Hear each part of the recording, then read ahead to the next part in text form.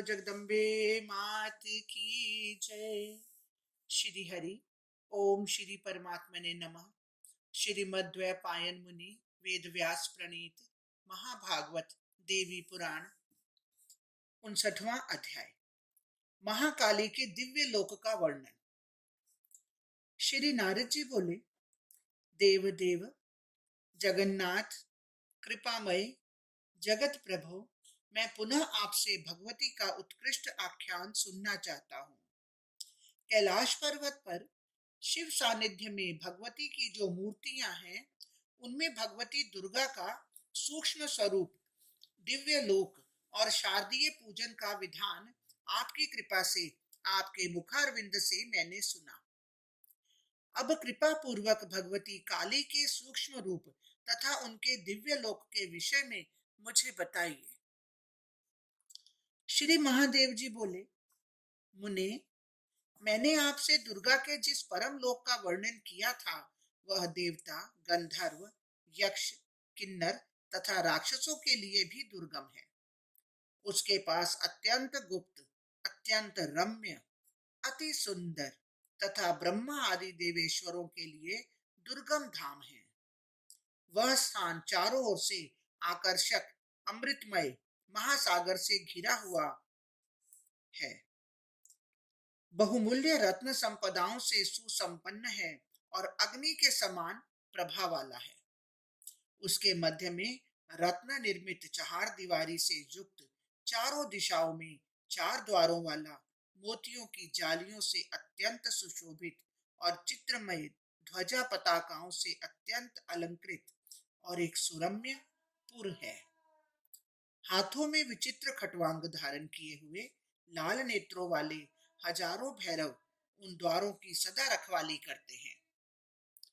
भगवती दुर्गा की आज्ञा के बिना देवता, राक्षस तथा ब्रह्मा आदि देवेश्वर भी उन द्वारों को लांघ कर भीतर नहीं जा सकते। उस पुर के मध्य में अनेक विध रत्नों से निर्मित मणियों के सैकड़ों खंभों से सुशोभित तथा चारों ओर से स्वर्ण से मढ़ा हुआ एक सुंदर मंदिर है। उस मंदिर के मध्य में 10,000 सिंहों से सुशोभित एक विशाल रत्न सिंहासन है। देवर्षि नारद उसके ऊपर रखे हुए शव के ऊपर महाविद्या स्वरूपिणी महाकाली महेश्वरी सदा विराजमान रहती हैं।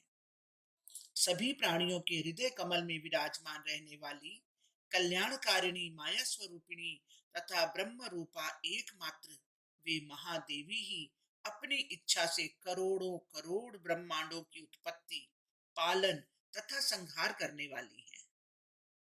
मुने, विजया आदि 64 योगिनियां सावधान होकर परिचारिका के रूप में सदा उस पुर के कामकाज करती रहती हैं। उन भगवती के दाहिने भाग में महाकाल सदाशिव विराजमान है, जिनके साथ प्रसन्न होकर महाकाली सदा विहार करती रहती हैं। इस प्रकार उन महाकाली का अंतःपुर बाहर से भैरवों के द्वारा रक्षित अत्यंत आश्चर्यमय, सुंदर तथा ब्रह्मा आदि के लिए भी परम दुर्लभ है। महामते, ब्रह्मा, विष्णु और महेश के साथ यहाँ आकर देवाधीश इंद्र महाकाली के दर्शन मात्र से ब्रह्म हत्या जनित घोर पाप से मुक्त हो गए थे। उस समय ब्रह्मा, विष्णु तथा इंद्र ने देवादिदेव सदाशिव की कृपा से ही वहां पर परम देवता भगवती काली का दर्शन प्राप्त किया था। वत्स, मुनि, अब मैं उसके बाहर का वर्णन कर रहा हूं, आप सावधान होकर सुनिए। रत्न निर्मित परकोटों से चारों ओर से घिरा हुआ बाहर की ओर एक आंगन है। उसमें रत्न के बंधनवारों से सुशोभित चारों दिशाओं में 4 द्वार हैं।